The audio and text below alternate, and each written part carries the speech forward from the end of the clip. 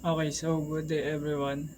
So this is the continuation of our report, Reducing Youth Unemployment. So my name is Audagal Datorabi and this topic is about reducing youth unemployment. Maraming kabataan ngayon ang nahihirapan makahanap ng trabaho dahil kulang sila sa experience at skills. Kahit gusto nilang magtrabaho, minsan hindi sila natatanggap dahil wala silang sapat na training o experience. Kaya importante ang role ng schools, companies, at organizations. Maaari silang tumulong sa pamamagitan ng internships, workshops, at training programs para mahasa ang skills ng kabataan at may handa sila sa trabaho.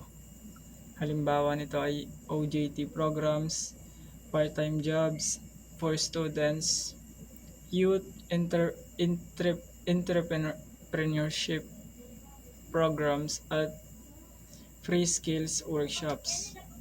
Sa ganitong paraan, mas nagiging confident at prepared ang mga youth people para makapaghanap ng trabaho at magkaroon ng magandang future. So, the importance of a job creation and retention.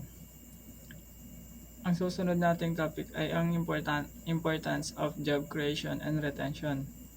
Ang job creation ay paggawa ng mas maraming trabaho para sa mga tao, habang ang job retention naman ay pagpapanatili ng trabaho ng mga employee or empleyado. Ang importante dito is nakakatulong ito magkaroon ng income ang mga pamilya, mabawasan ang kahirapan at mapalago ang ekonomiya ng komunidad. Kapag mas maraming negosyo at mas nag-hire ng workers, mas kaunti ang nagiging unemployed. So halimbawa, kapag lumawak o nag-expand ang isang company, mas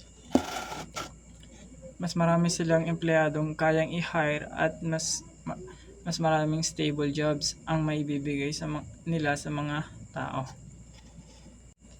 Okay, so all in all, to conclude, mahalaga ang job creation at job retention para sa economic growth, development ng isang community or komunidad. Ang business development at workforce training ay tumutulong para magkaroon ng stable jobs ang mga tao. At sa pamamagitan ng suporta sa youth employment, nabibigyan natin ang mga kabataan ng mas magandang kinabukasan at mas maraming opportunity sa buhay. That's all po. Thank you for listening.